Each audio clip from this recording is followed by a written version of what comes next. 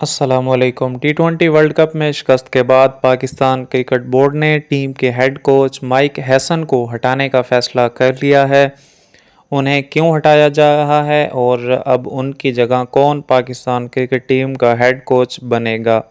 اس کے علاوہ پاکستان کے کھلاڑیوں نے بورڈ کے خلاف ایک طرح سے اعلان جنگ کر دیا ہے۔ یہ کیا مسئلہ ہے اور اس کا کیا نتیجہ نکل سکتا ہے، اس پر بھی بات کریں گے۔ آپ دیکھ رہے ہیں رن چیز لائیو۔ مائک ہیسن والا معاملہ یہ ہے کہ ٹی20 ورلڈ کپ میں شکست کے بعد جو رپورٹ جمع کروائی گئی سلیکشن کمیٹی کی طرف سے، اس میں بتایا گیا کہ پاکستان کرکٹ ٹیم کے تمام بڑے فیصلے مائک ہیسن خود کر رہے تھے۔ ان فیصلوں میں سلمانی الیاقہ کو ایک محض ڈمی کے طور پہ استعمال کیا جا رہا تھا۔ ٹیم سلیکشن ہو یا ٹیم کمبینیشن ہو، بیٹنگ آرڈر، بولنگ کی تبدیلی، حتیٰ کہ فیلڈ پلیسمنٹ تک مائک ہیسن ڈکٹیٹ کر رہے تھے، جبکہ سلمان علی آغا ایک میسنجر سے زیادہ کوئی کردار ادا نہیں کر رہے تھے۔ سلیکشن کمیٹی نے رپورٹ دی ہے کہ کچھ کھلاڑیوں جیسا کہ بابر اعظم کو کمیٹی اسکواڈ میں شامل نہیں کرنا چاہتی تھی، لیکن مائک ہیسن نے اصرار کر کے انہیں ٹیم میں شامل کروایا۔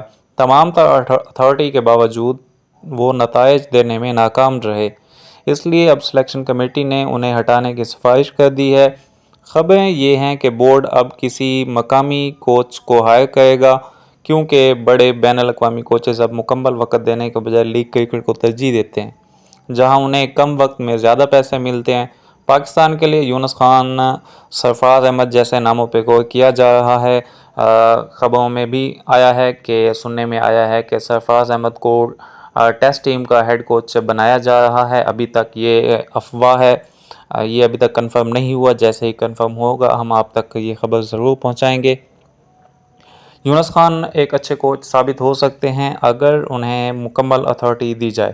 دوسرا بڑا مسئلہ یہ ہے کہ کھلاڑیوں اور بورڈ کے درمیان پیدا ہونے والا بہت بڑا تنازع ہے۔ پی سی بی نے ٹی20 ورلڈ کپ میں خراب پرفارمنس کی بنیاد پر کھلاڑیوں کو جو 5 ملین 50 لاکھ روپے جرمانہ کیا ہے، کھلاڑیوں نے اس پر اپنے لیگل ایڈوائزرز سے کنسلٹنسی لی ہے۔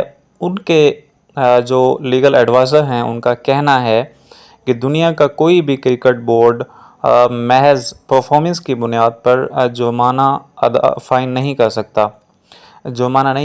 اگر ڈسپلن یا کوڈ آف کنڈکٹ کی خلاف ورزی ہو تو کارروائی ہو سکتی ہے، لیکن پرفارمنس پر پیسے کاٹنا عالمی قوانین کی خلاف ورزی ہے۔ کھلاڑیوں نے فیصلہ کیا ہے کہ اگر بورڈ نے یہ پیسے کاٹے تو وہ عدالت جائیں گے۔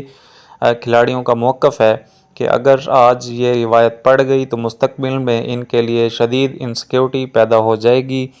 انٹرنیشنل پلیئرز ایسوسی ایشن بھی کھلاڑیوں کے ساتھ کھڑی ہو سکتی ہے۔